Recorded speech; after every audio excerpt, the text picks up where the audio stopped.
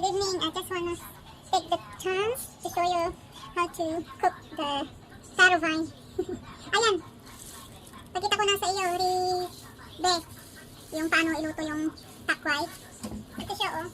Pag nahimay na siya, magiging ganito na siya. Magiging ganyan na siya pag nahimay. Ayan. Dapat, hindi ko kasi napakita na sa inyo kasi dapat tanggalin itong balat na ganyan, oh. Ganyan. Tanggalin yung skin niya lahat. Ayan. Tapos, yung langgonisa na ginagawa ko, ayan, langgonisa, sahog niya, langgonisa, and black pepper, garlic and ginger, and garlic powder, because I like garlic powder.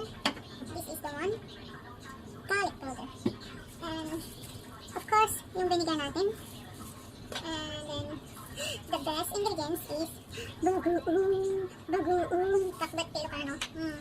And then, drop ng mantika. Yan. At saka, muntik ko lang nakalimutan, dapat meron siyang usin. Pero I have only shallot. I'm using shallot, okay? Shallot.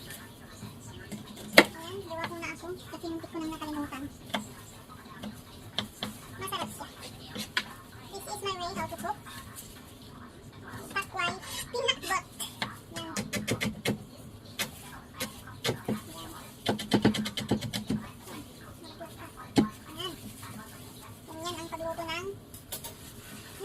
Di ko alam sa mga lahat ng Ilocano, pero ito talaga yung tunay na pagluto ng Ilocano pakbet. Yan, lagay lahat, ginger at saka bawang, and then pamienta, black pepper, garlic salt, no, it's a garlic powder only, just like a garlic powder only, and then the langgonisa, yung gawa kong langgonisa, yan, lagay ko lahat, yan, ganyan, and then suka.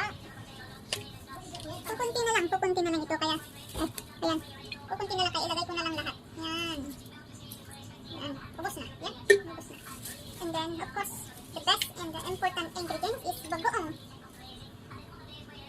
ilagay ko na rin yata lahat, ubos na rin, yan, tapos, halo-haloin, lagyan na lahat yung ingredients, halo-halo, mix, stir, yan, paglalaw ko na rin yung ricado na, yan, tapos, saka ilagay yung takway, daludal. Nami ko, ready-inan ko. Pangkanta ko na ako. Kay saluyot ka naman nagalis. Kay saluyot, nagalis na sinday ka. Anyway. Yung kanya magtatan, kay daludal na nagalis. Yan. At saka, ako kasi, gusto kong ihalo na. Pero yung, sabi nila, pag daw hinakawakan mo, sabi nila makati. Mga pamahin nila. Yung hindi raw sabi ng mga matatanda, pag hindi ka daw makapag-gulay ng ganito, makapagluto, makati daw. Ayan, kumakalimot daw sa lalamunan. Nagatul ka ng kakabsak, pagigay ko Sana makaluto. Nung hantay mo nga nagatul ka niya.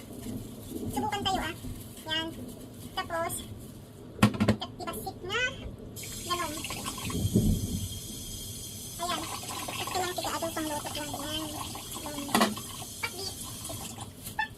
Ayan. And then, isaan ko. Iluto. Hindi na maluto. Hanggang sa maluto siya.